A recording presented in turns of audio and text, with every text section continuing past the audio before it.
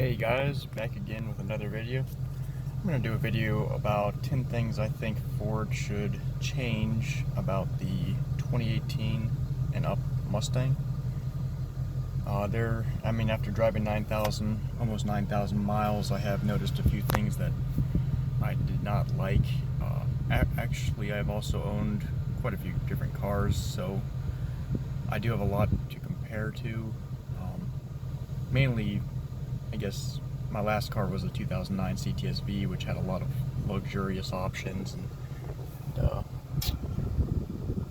was pretty well equipped for a car made in 2009.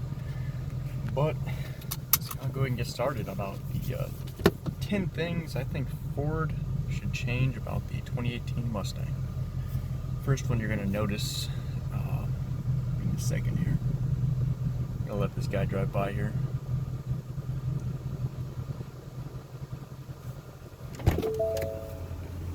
But when you get out and you shut the door, honks. That's pretty annoying to me. Like at night, if you want to get out and shut your door, and you're gonna set off a honk twice, which that honking is pretty annoying. I think it even happens when you shut the driver's door when the car is running. The passenger door. Let's see if it does it here now. Yeah, so if the car's running, you can't really even get out of it without the horn honking. So what I do to get around that is I just shut the door. I'll show you how I do it. When I get out temporarily, I just shut the door to where it just barely latches so the horn doesn't go off. Kind of annoying that I have to do that, but that's number one, I guess. I got a list here. Let's see. Number two is gonna be, I'm gonna have to pop the hood to see this one.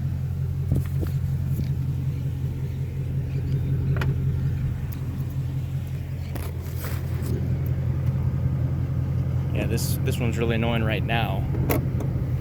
Hold on.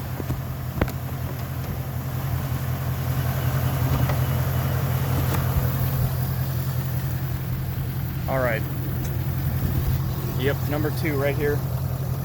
Hood strut. You have to lift the hood up, 40 pound hood, 30 pound hood, I think. That's really annoying. Luckily, it's an easy fix. I ordered some Redline hood struts, so that'll be fixed once I get those back. But this thing, on a almost $45,000 car, you should put some hood struts in there, Ford. People would appreciate that. This car probably has the hood popped more than any other car in existence, so hood struts would be a good idea. I'm gonna get inside real quick.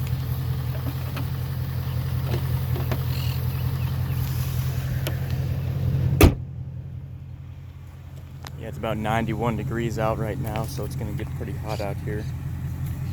But number three is, this is something that my CTSV had.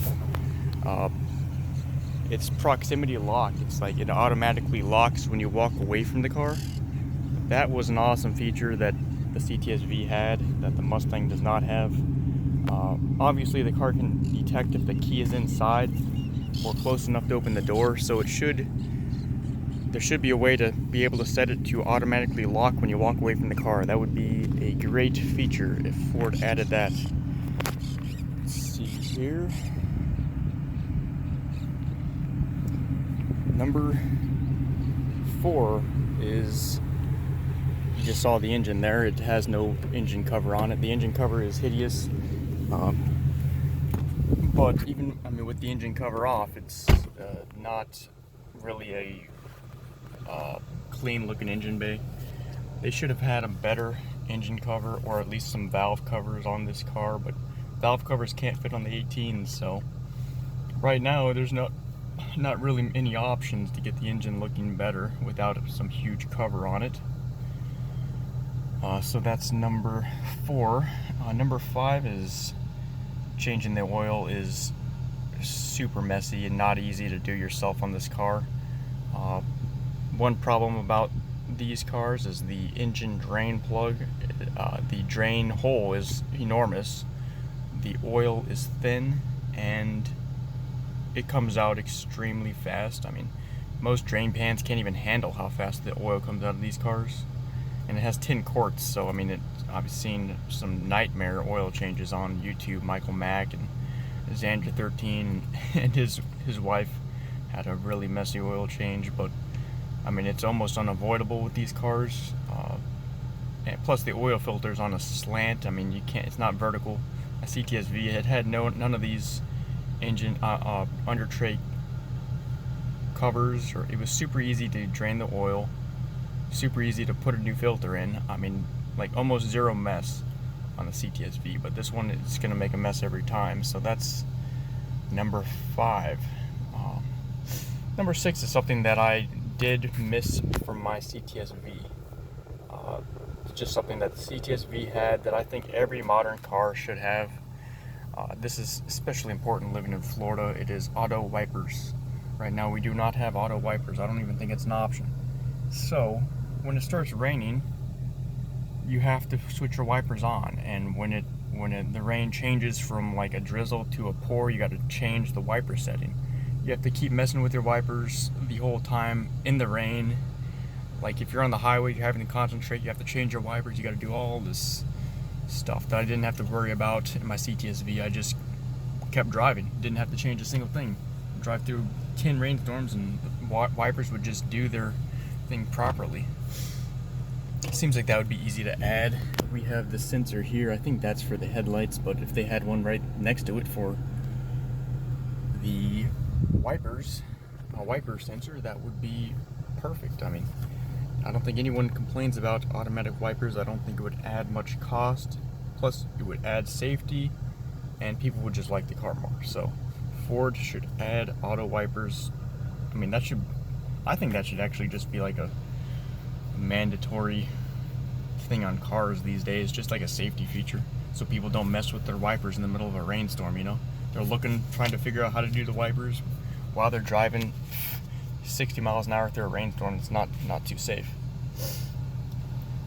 Number 7, that would be the back seat. When I sit back here, my head touches the glass, and I'm an average height, so that is not safe at all.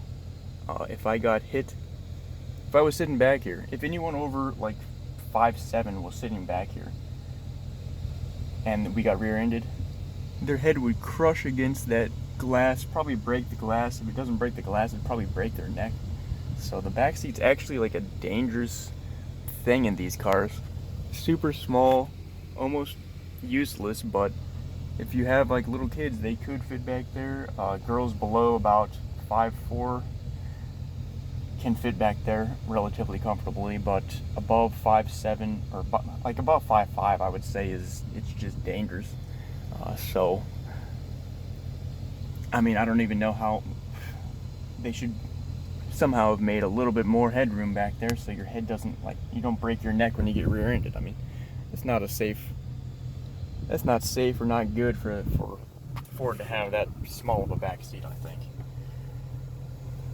Let's see. Number 8 is this passenger seat. There's a latch back here. You can see it, yeah, right here. This latch, using it from the driver's seat. See this latch? It's supposed to be able to push the seat forward, but using it from the driver's seat, I can push up. Actually, it worked that time. Most of the time, this thing would not work for me, and I couldn't get it to go forward, but it seems to be working now, so maybe I'll have to change that one. I guess I don't have too much of a complaint about that, because that actually just started working. Let's see. Number 9 would be the front grille. The lower grille is a different color. I'll show you up here. The lower grille is matte, the upper grille is shiny.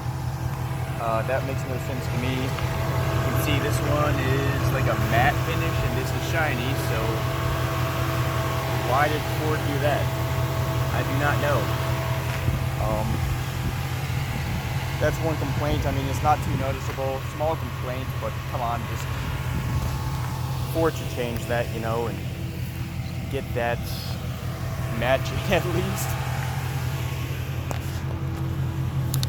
So that's number 9. And then number 10 for me, I guess, well, there's this thing back here, this deck lid, which easily scratches. I mean, just putting your fingers on it with dust. There's no handle, there's no nothing. It's a super scratchable, soft plastic. That deck lid panel should be made of something else, I think. I mean, it should be made a lot, I mean, even painted black with like a proper clear coat would be good. But as it is, it just scratches up like your fingernail, like a feather could scratch it. I mean, it's pretty crazy. So that's 10 things I think Ford should change about the Mustang. I would have put the barbecue tapping on there, but luckily I use Ceratec and it solved my barbecue tapping completely. So that's why that's not on there. But that's 10 things I think Ford should change about the Mustang GT. Thanks.